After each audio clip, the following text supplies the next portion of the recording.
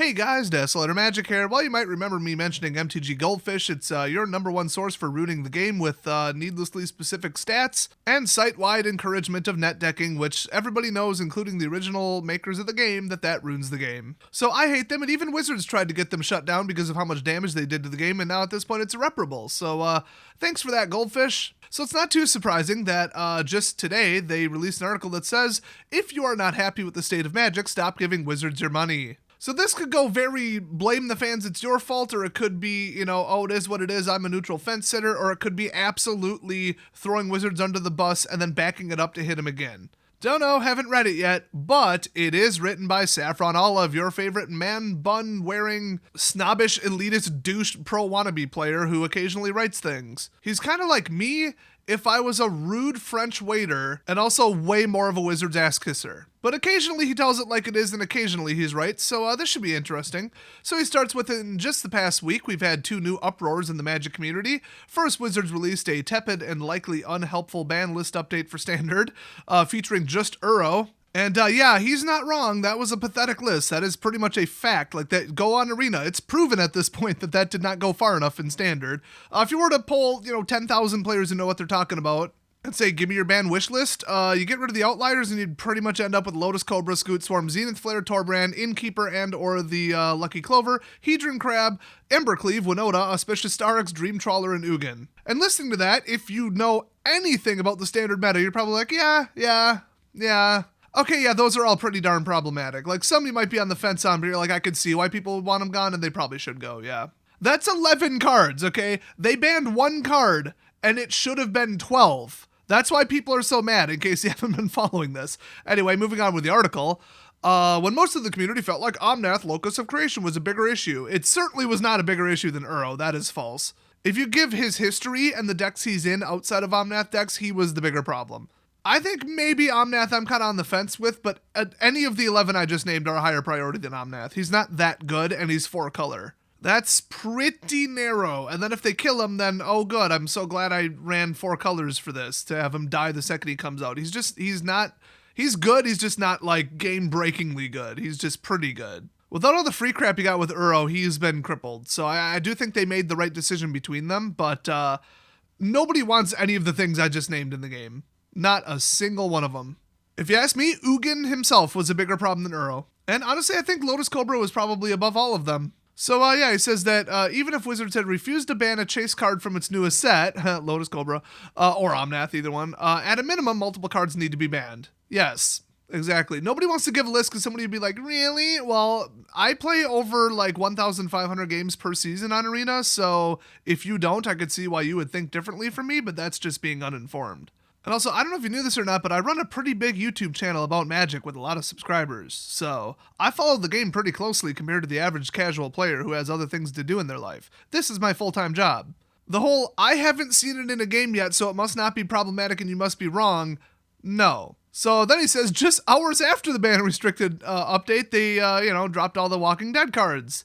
Yeah, and you guys know the big controversies that they're standard legal, or not standard legal, god, that would be a nightmare, eternal legal. So Wizards was kind of waffling on whether or not they'd reprint the cards in their real form. They said this is kind of like a Godzilla flip. Well, they don't have a subtitle, so no, you're just making that up after the fact. If they're like, everybody calm down, this is just, you can basically get them now and play with them now and have this funny version of them, but they'll be in like the next set, like they'll be in that Norwegian Viking set that's coming out. People just be like, oh, okay, early access, whatever. Cool. And they just go back to the normal level of anger over the product line called Secret Lair existing. By the way, you know that bird one? Yeah, people haven't gotten that one yet. How long ago was that crap? By the way, some people might have gotten it, but not everyone. Let's put it that way. So he says, yeah, this isn't the first time Wizards does something dumb and then the community has some backlash. They do it constantly, and it doesn't seem to be the community's fault. It's really actually bad things that Wizards is doing. He made a list, but this video is long enough already, and also it's not an extensive list. So he's saying, first, Wizards does something dumb. Second, the community freaks out with endless articles, videos, tweets. What do you think you're writing right now? And Reddit posts about how unwise, predatory, and otherwise harmful Wizards' actions are to the gaming community. Yeah, That's how you get things to change. If you don't say anything, nothing ever gets done. And no intelligent company gives a crap about what 1% of their customers are freaking out over. It needs to be big. It needs to be widespread so that they're like, oh, a large percentage of the customers are mad about this. You know, the people who pay us money. Okay, so the wider it goes and the more content about it, the better. I sure hope he's not framing that like it's a bad thing. Then he says, yeah, Wizards either responds or ignores it, and sometimes they walk back the decision, like historic cards costing double. What else? Rotation being twice a year, which they should not have walked back. They should not have listened to the whiners about, I spend too much of my net deck, and you have to rebuild your deck every 3 months. Shut up. Whether there's rotation or not, the only valid concern there was lands, and boo-hoo. Magic is expensive, stop net decking. That's how you save money on Magic. Learn to build a $25 deck that can go crush F&M. It's that simple. And then he says there's step 4 where the community buys it anyway and continues playing the game. Well, that hasn't been what I've seen on the statistics. He forgot step 5, where a snooty, I'm above all this, I'm smarter than all of you, pseudo-intellectual man-bun-having douche goes on the internet and pretends like they're above everything and they're the master middle grounder and everybody on both sides is exaggerating. I'm a third party and I'm above all this. Here's the actual answer, somewhere right dead smack in the middle. I'm smarter than everybody. You can't imagine who I'm possibly talking about. But yeah, in the article, he is clear as day referring to me, so I'm clear as day referring to him and his online activities. I'm above all this and you're both wrong. Look how smart I am, Twitter. Give me retweets. So then he goes on to show some stuff about, Hasbro's a total return. I don't know what the hell a total return is. How about like gross income, profits, stock price, any metric that anybody actually uses would be nice. But there's some kind of blue line that's supposed to mean something, showing that they're doing really well, I guess, which is extremely not believable because Hasbro hasn't been doing very well and their Transformers department is doing terrible because there hasn't been a Transformers movie. Also, I don't recall their stock price doing very well, but I think his base is almost like the release of RTR. So yeah, the active user base, maybe you would refer to it as, tripled shortly after that. So... well, then we get the apologist nonsense where he just clearly does not understand how to run a business, except past surface level, like 8th grade economics. He's like, you guys need to remember that Hasbro is a bigger business and Wizards isn't even like that big, and they exist to make money, period. Yeah, cool. So how you do that is you retain customers over 10 years, not try to rip them off in 1 year and then they all leave. So everything they do is forgivable, according to him, and that seems to be what he's implying. Everything they do because they're just trying to make money. In the last year, according to the biggest third-party tracker I could find, Arena has lost 50% of its players. You'll never guess what happens when 50% of your customers leave. Guess what happens to your income and sales. You'll never be able to figure it out. But I'll tell you the answer. It's 50% of your money goes away. Your income gets cut in half. Unless the remaining players pay double, which they will not. You went for short-term games, short-term individual sales of products like Secret Lairs and all that crap, and then people just were like, screw this. You got too much stuff coming out. I'm going to go spend my money on something else or do anything else with my time. So you make a little bit of money that year, and you make maybe a little bit of money the next year, and then you're like, wow, everybody's gone. So...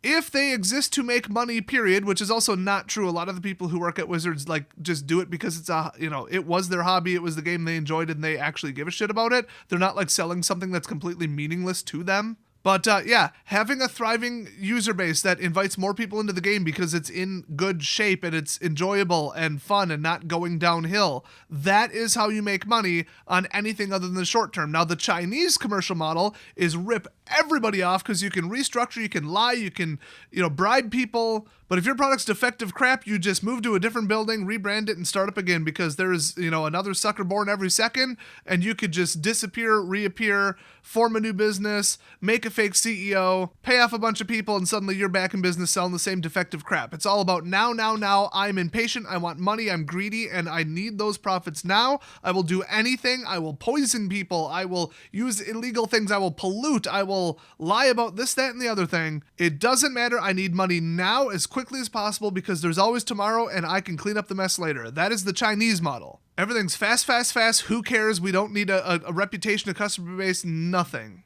So Wizards of the Coast has been following the Chinese model lately where they're just like, we need money now. Yes, we know we're going in a bad location or a bad direction. It doesn't matter. We made money now because Hasbro wants money now because we're losing money. And they're like, why are you losing money? So they drove away more customers, did more stuff that we hate, forced us to buy more crap just to play the game at a basic level, did all this manipulative crap, cut out certain distributors, just everything they could do to pad it a little tiny bit. And they know it's going to come back to bite them in the ass within like 3 years. And guess what? They've been doing all this stuff for about 3 years. heavily, I should say, at 26 years if you ask me, but a lot more lately, and now it's coming back around, and the game, the remaining community is as pissed off as they could possibly get. And yeah, we're probably about to see a massive crash, and the whole state of everything right now in 2020 isn't helping. And they like to fall back on exclusively that and say that any loss in sales is because of that, even though they know everybody on the internet now currently hates them. That's not a place you want to be. Look at MySpace. Everybody hated their garbage website, their garbage lack of support, their constant security problems, their mismanagement, their dumb decisions, their stupid changes, and their god-awful website interface. It was like, who cares? They keep coming back. We're too big to fail. Then somebody's like, hey, this is a little better. Boom! Exodus. Gone. Everybody left. That's why you don't want to have an entire user base of people who hate you. That's not a good situation. That doesn't go well. Yes, they're still a customer for now because there's no alternative. But new TCGs are being made every day, and they're designed better, and they see what you're doing wrong, and they do it right instead. So Mr. Pretentious Online Username here that wrote this article says, thankfully over the past 25 years, bullshit, more like 22, you gotta go way back further in recent era, Wizards' goal of making money has mostly aligned with the community's goal of having Magic be a fun game. Too bad they're incapable of doing their jobs and playtesting correctly, and that goes over the entire 26 years. So no matter what their intentions are, they're incapable of doing it, and now they're ruining the game on purpose by purposely jacking up the power level. So he's like, okay, this was mostly true over the last, more than 2 decades. There were some mistakes made, but it's like whatever, they fixed them, they moved on, and the game never just absolutely spiraled down for a long term. Until now. At least he does realize, he does make a statement that it's like, you prioritize the goodwill of the customer base and have millions of people and make the game attractive, and the money will just come to you. You don't have to force it, which is what they're doing lately, is they're forcing it and making the root problem worse. But in the next section, he does point out that something seems to have changed.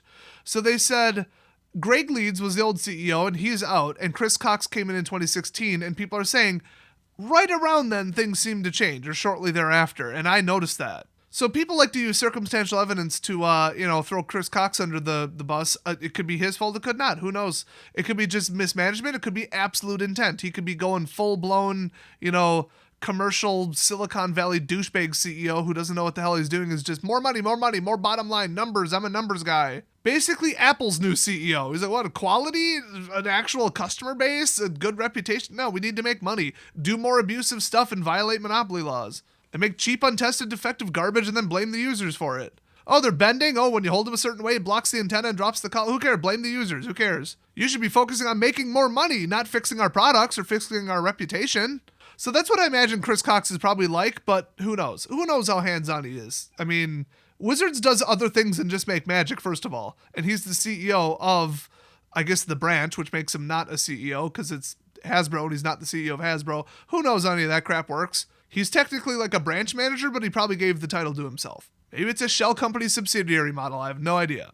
But yeah, he does point out what everybody in the community noticed, which is all they care about is squeeze as much money out of the community as possible, as quickly as possible, and ignore the game. The cards, the fun, balance, forget all that. Yeah, whether it's accidental or on purpose, that does seem to be what they're doing lately. I have very, very strong evidence that both are true, and the truth lies in the middle. So to support his point, because anybody could go spout off anything on the internet, it's nice to support it with actual facts and examples. He says, let me list out the reasons why it looks like they're just caring about, as much money as possible and screw everything else in a single-minded way. And I don't think I need to repeat it to you guys. I mean, you watch my channel. He makes all the points you would think, Oko, Hogak, Luris, which Luris hasn't been banned yet. You know what? Add Luris to the list. I'm not a fan of Luris decks either. With the new set, there's a lot of stuff you can get out of the graveyard once per turn that will obliterate your opponent's chances of winning, and I hate it. Also, I did kind of want it to be an even dozen. It looks like I'm kind of skimming, but yeah, he's like how late the bans came in, how many bans we've had, all the side product crap. I mean, yeah, I don't need to tell you what's going on. You guys know what's going on. So that's short term. Oh, look, they made money. People bought your stupid, dumb new product because they're all excited or thought they could sell it or sit on it. Wow, how impressive. What about the long term? So he does point that out. What will happen over the long term? I think we all know. Look at the stats for tracking on Arena. They've lost 50%. So he's even more doom and gloom than I usually are. He says communities crumble, streamers and content producers move to other games, and players no longer have a coherent, organized play system to strive toward. Oh, that's partly COVID, but partly because they pissed off Channel Fireball and made sure it was impossible for them to make money on their events. Or, send them trophies or camera equipment. They just stopped doing that out of nowhere without telling them. Then they failed to address all the problems in the judge program. I don't think I need to rehash those. And then he states that it's a negative with all the IP licensing to other games and, clothing stuff. They now made a fleece blanket that's a Magic card, and just they're like, let's go. The Netflix series, if that ever comes out. I wouldn't know. I canceled my Netflix subscription along with anybody else who has a spine and morals of any kind. Plus, I have a VPN. I'm not going to tell you the second part of that statement, but you can fill in the gaps. I don't think the IP licensing is bad. I think taking the monetary pressure off the customers, like the players, and moving it to somewhere else, because they made a ton of money licensing even just like Neverwinter, which was a D&D property. The couple games that I've played about Neverwinter were fantastic. Puzzle Quest was a really good game. Yeah, they sponsored my channel, but still, just Puzzle Quest was a really well-designed game. It was more fair, fun, interesting, and balanced than the actual real Magic game itself. Pretty sad. And they made a pile of money on that game. And I'm sure it wasn't like a flat fee, it was a percentage. So they're just like, wow, this works. So if they, got Netflix to pay them a ton of money and that made a good return and profit, which you're not really selling a product, that's a little different. But if they want to make a bunch of like t-shirts and whatever the hell else and people buy them and, pop vinyls and cool, great. They made more money and now they don't have to worry about just making money off the cards. They can take the pressure off of us and stop trying to cram more products down our throats. So Saffron's spinning it like it's a bad thing. It absolutely is not. He's like, oh, they're just using it as like a licensing vehicle rather than a game. Who cares? They make more money. If they make money on that dumb shit that you don't need to buy to play the game and people want to buy it because it's a free country, you can buy whatever the hell you want, good. Charging me, $50 for a card that I literally need to play the game, that's not good. So I don't have any problem whatsoever. In fact, I encourage them to lease out the IP, which is the intellectual property, all the copyrights, the characters, all that stuff, the storyline, the lore. I heard that MOBA was crap, though. I was going to make a review on it, and I just couldn't even bring myself to play it. So the point he arrives at, and I do agree with this, is we've come to a point where we're just butting heads, and these two things have converged, basically.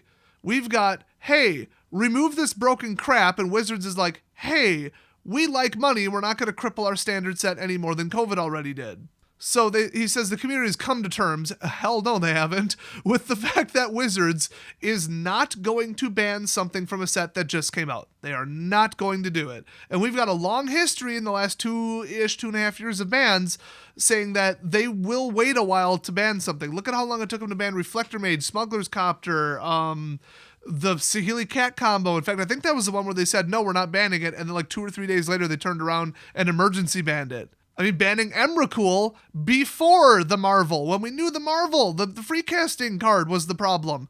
But Emrakul was an older card. They will always prioritize older cards because who cares? They're not worth much and they're not selling them anymore. So it is still speculative, but that does appear to be what they're doing. So people are like, no matter how bad this gets, they are not going to cripple one of the new sets for probably at least 4 to 6 weeks, I believe is what you can come to expect based on past performances.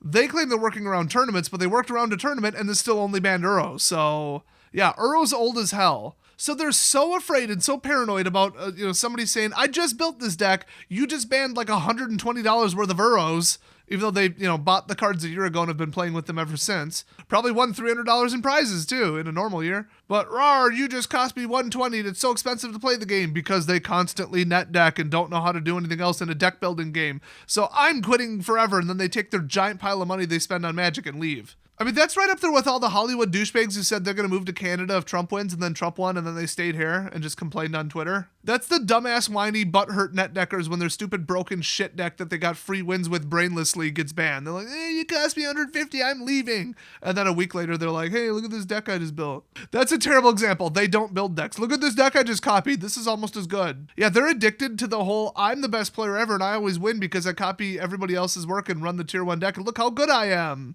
They're addicted to that feeling because they're such shallow, pathetic, weak individuals with no self-esteem and nothing else going for them in their shitty life. So they will leave Magic when hell freezes over. So it doesn't matter what they claim and threaten and whine on the internet. It's all bullshit. So they need to, first of all, stop listening to those people and just ban it. And if 0.01% of the people want to leave over it, let them go. Those are the most toxic members of the community, and good riddance. For every one of those people, there's 10 people that they drove out of the game because they were such dicks at F&M and dicks online. So it's actually a benefit. So they need to stop being worried about them. And 2, they should be more worried about the loss of sales because the game is shit than the loss of sales from banning, 1 or 2 cards like Lotus Cobra and Omnath from the new set. More than half their players are digital now if you take MTGO and add it with MTG Arena and then compare it to paper. There's crossover between them. You can't just say, oh, this percentage plays this and that, whatever. So that's, it's not the best measurement. But I think I heard like 7 or 8 years ago, right around 50 to 60% of their players were digital, I think. Or like were on MTGO. Or maybe that was sales. It might not have been active player count compared to like F&M. I don't know. But it was big. So then you add Arena to it. It's even bigger now. I'm not going to say, it's just right off the bat 75%. And like I said, there's some crossover there. But welcome to COVID, there really isn't right now. Now it's digital. So if you ban a $30 card, nobody paid $30 for it. I mean, I guess MTGO works completely different than Arena. It's not just all wild cards are equal and the price of a card is irrelevant. But the prices are so low on MTGO, it almost doesn't even matter. You can still play it in other formats. And most people on their draft anyway. And by the way, FYI, if you didn't sell or trade off your copies of Uro before the ban announcement, wow, I mean, that's on you. If you didn't see that ban coming, wow, something in the deck was getting crippled. Whether it was Uro or not, you should have sold the whole damn deck. If you didn't see the writing on the wall, at this point it's on you, and you're the dick playing the overpowered broken deck anyway. Just saying. So the whole blame the customers thing, yes, absolutely. All the ones whining, blame them, they're at fault. But what I'm thinking is if they're going to channel all that energy into being super careful and walking on eggshells over pissing off the heavy users of the game, the people who spend hundreds of dollars every time something comes out to build a new stupid net deck, they don't want to piss off their pseudo whales. I wouldn't quite call them whales. There's too many of them. It's probably like a quarter of the players who play the game. But the heaviest, best customers, they don't want to scare them. Why don't they put that much effort that they do into, oh, when do we ban it? Oh, let's dance around this tournament. Oh, what about image? How bad could it be? How late can we do this? Oh, let's be so careful. Why don't they take all that effort and all that worrying and all of that shit and put it towards playtesting the shit before it comes out? Why not focus on that? Because Wizards, listen to me, okay? This is really, really, really easy to figure out, but you don't seem to have. If you double down your efforts to playtest this crap heavier and actually get people who know what they're doing and give them enough time to do what they're doing, all of this goes away. You don't have to worry about when to make a ban decision, who it'll piss off, and who's leaving the game, because it won't be a problem in the first place. So why not take all your money, your effort, your worries, your staff time, your decision-making, all this shit, and put it towards playtesting? And my theory is they shrunk playtesting because of leaks. Well, has that helped, or has everything been leaked this year? Well, yeah, it has. So I guess just screw it. Find better ways to catch the leakers. They've been inserting fake cards, by the way, into the playtesting pools, which is actually kind of funny. But most leaks come from international paper card shipments anyway. So, screw it. Just for the sake of the game, since leaks do nothing and nobody cares and it's basically just free hype marketing, give up, hire 4 times the playtesters, make sure that people who know what they're doing, not former pro players. Pro players do not understand fun, fair, interesting gameplay. They only know competitive, high level, no fun allowed, money on the line play. And get them to playtest your shit, because then you don't have to worry about making the hard decision and having to leave stuff in the game for at least 8 weeks so it gets bought or whatever the hell they've been doing lately. All that goes away if they would just focus on that, but they refuse to do it, or they're incapable of doing it, and nobody knows why. So anyway, the article goes on to say, blah, blah, blah, organized play is a mess, Channel Fireball went bankrupt, whatever, gotcha. I think he actually doesn't mention that, which is unusual. Then he moves on to mention, they can't post anything anywhere without getting a amount of backlash that would melt your face off if you didn't put on some kind of like facial shield protection before reading it. So the community mad, bro. It shouldn't be at this level. That's not good. That's not healthy. But then he does the typical, it's everybody's fault and I'm smarter than all of you. Wizards is in the wrong, but you guys as a community are in the wrong too. I'm the smartest person in the room. Ha ha ha. Stop giving Wizards your money. Stop falling for it. Stop playing the game. Stop buying this. Blah, blah, blah, whatever. So typical Saffron Olive bullshit. Like he gets it. He's into the community enough to like see what's going on. It's just every time I see him do something, he's like, everybody's wrong but me. Yeah, every side is wrong about this. Here's the high ground, the intellectual third party view. It's like, yeah, he's not wrong, except I think he's misreading this. I mean, look at how many people have quit the game. You can just go to my comment section. How people said, I haven't played Arena in 6 months. I haven't touched paper in a year. I stopped playing Magic, 2 years ago. I'm just curious what's going on and I might come back to the game. So I still watch your channel. Like I get probably 5 or 10 of those comments every video.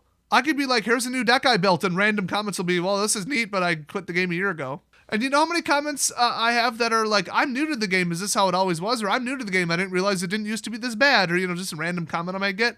I think I've seen 3 of them ever. Like in the last year or two, ever. So if that many people are leaving and no new people are coming in, and then it's like, oh, well, that could just be my take on it. That could just be the commenters. Let's look at the tracked statistics from MTG Arena overlay programs and plugins. Plugin implies that Arena wanted it to happen, more like an overlay API or something. I don't know. Well, API would be they design. It's just a hack. They're really just hacking the game. No, I'm just kidding. They're reading the log files, whatever. If they didn't want people to read the log files, it's encrypt them. They're not actually hacking the game. But it ain't no official plugin. There ain't no API for plugins. I'll tell you that right now. Anyway, programming time done. What I meant to say was you go to the third-party trackers, and they all universally agree that the number of active users is crashing. But I guess Saffron's take on it is, well, look at how much money Hasbro's making, and or they claim to be making in public statements made to their shareholders. That's a little different version of reality than reality. And coin and gem spending is allegedly up a bit, although not on every graph I've seen for Arena. I think really in the last 6 months, gem spending has been down. But that might have been like an 8th set thing. I don't know. It looked like a downward trend to me. Strangely, coin spending was up, though, and then, like, oh, you can kind of buffer that and buy packs with that as opposed to gems wanting to run out, it recoils, and it's...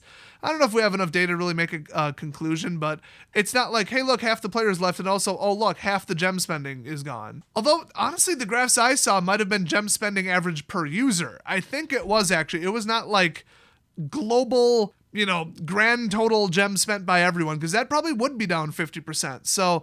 for him to say, stop buying it, stop giving Wizards money if you're not happy. Everybody's at fault. Wizards is terrible, the community's terrible, everybody's terrible but me, and everybody should listen to me. I mean, you wonder why Saffron's not very popular online.